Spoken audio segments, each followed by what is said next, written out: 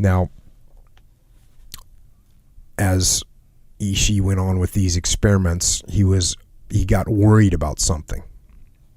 And this is what he got worried about. Back to the book. There was a small but crucial chance that some of his weapons might not work on American or Anglo-Saxon racial groups.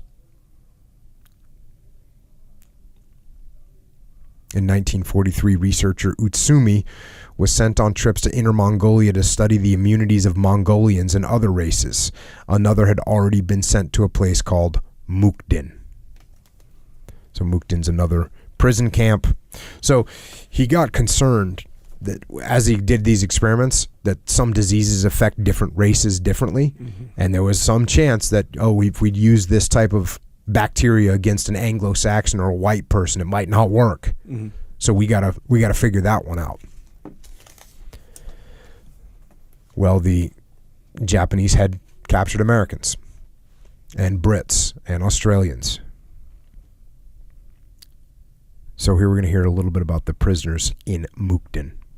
Like I said, is another prison camp. Back to the book. Warren W. Welchel, known more familiarly as Pappy, came from Tulsa, Oklahoma, was a master sergeant with the U.S. 200th Coast Artillery Anti-Aircraft Regiment.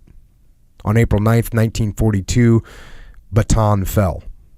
On May 6th, so did Corregidor. Pappy Welchel and 88,000 other Americans and Filipinos were captured. Pappy remembers it was the beginning of one of the most dehumanizing experiences ever perpetrated on humans. Welchel and his fellow prisoners had to endure the familiar ill treatment the Japanese meted out to prisoners of war, a proceeding that is understandable only if viewed from the Japanese standpoint that to die in battle is honorable, but to surrender is to be shamed. But it is also dehumanizing because, unknown to him, he was to become a human guinea pig in Japan's experimental program as they sought to build weapons of biological warfare.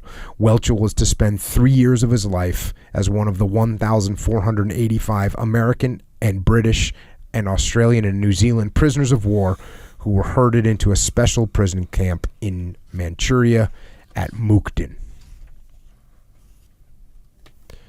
And, of course,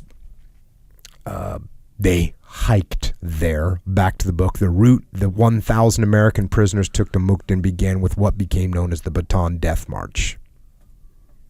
We were subjected to beatings, killings, forced marches during the heat of the day. We were deprived of food, water, and any medical attention whatsoever. Pappy Welchel remembered.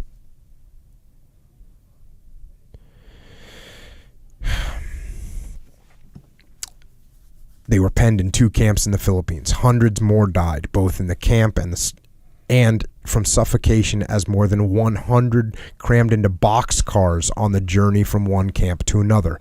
Then, in October of 1942, about 1,000 U.S. troops had been singled out and marched to Manila, the capital of the Philippines. They went aboard the Japanese vessel Totori Maru. And here's a quote. "From the moment we went aboard that hell ship, they were experimenting on us. They threw us aboard to see how much we could stand and how many of us died. They took us from the tropics to a bitterly cold climate, and that took its toll on us. They gave us few crackers and little rice to eat, and I feel that it was a systematic way of beginning to test us, to find out how much the Americans and the British and Australians could endure."